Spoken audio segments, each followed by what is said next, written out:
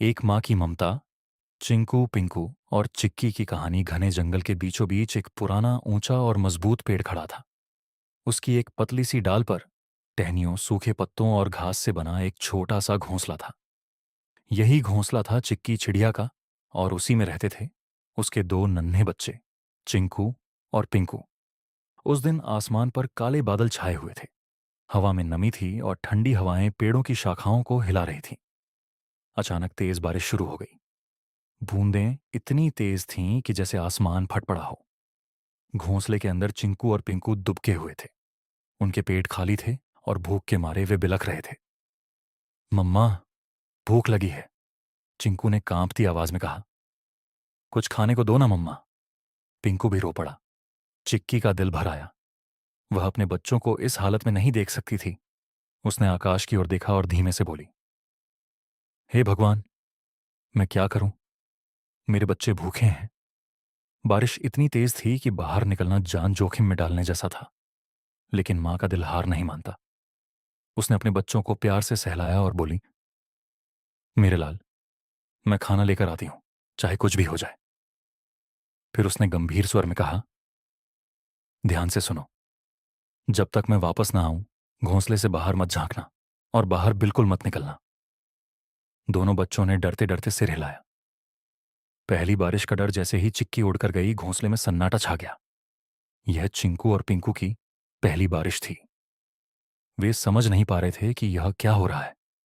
चिंकू ने धीरे धीरे गर्दन बाहर निकाली और बोला, पिंकू, ये क्या है? ऊपर से पानी क्यों गिर रहा है? कोई रो रहा है क्या? पिंकू डरकर कोने में बैठ गया। अरे बेवकूफ, ये बारिश है, आसमान बरस रहा है। लेकिन यह आवाज कितनी डरावनी है।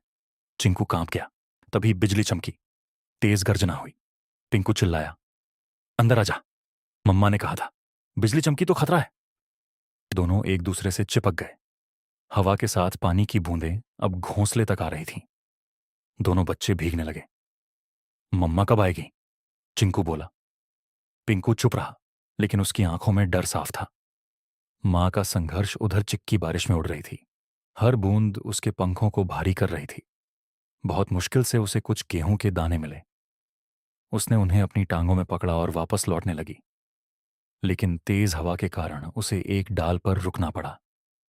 वह चिंतित होकर बोली, मेरे बच्चे अकेले हैं, घोंसला भी खुला है। हे राम, उनकी रक्षा करना। तभी पास वाली डाल पर टोनी तोता आकर बैठा। अरे चिक्की बहन, तू यहां क्या कर रही है इस तूफान में? उसने पूछा। चिक्की बोली, बच्चे भूखे हैं, उनके लिए खाना लेकर जा रही हूं।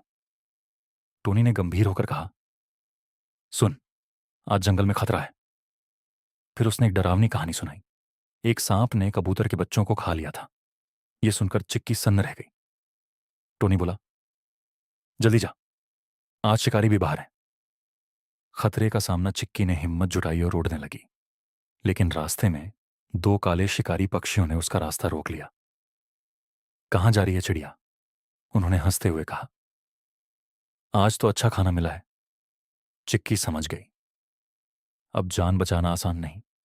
लेकिन उसने हार नहीं मानी। उसने चालाकी से कहा, तुम दोनों मुझे खाना चाहते हो, लेकिन तुम में से सबसे ताकतवर ही मुझे खा सकता है। दोनों शिकारी आपस में लड़ने लगे। कुछ ही देर में दोनों घायल होकर नीचे गिर पड़े। चिक्की ने मौका देखा और उड़ गई। मां की जीत, आखिरकार वह घोंसले तक पहुंच गई। मेरे बच्चों, वह चिल्लाई। दोनों बच्चे उसकी ओर दौड़ पड़े। मम्मा, वे रो पड़े। चिक्की ने उन्हें गले लगा लिया।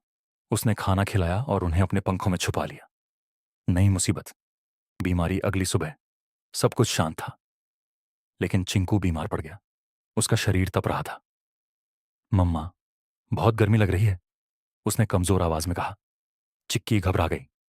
फिर पिंकू भी बीमार पड़ गया। अब चिक्की टूट गई, लेकिन उसने हार नहीं मानी। उम्मीद की तलाश वह टोनी के पास गई। टोनी ने बताया, जंगल के उस पार एक डॉक्टर चूहा है, डॉक्टर चिंटू। चिक्की तुरंत उसे लेकर आई। डॉक्टर ने जांच की और कहा, यह वायरल बुखार है, हालत गंभीर है। चिक्की की आंखों में आंसू आ गए। मां की पुकार, अब उसके पास एक ही रास्ता था, प्रार्थना।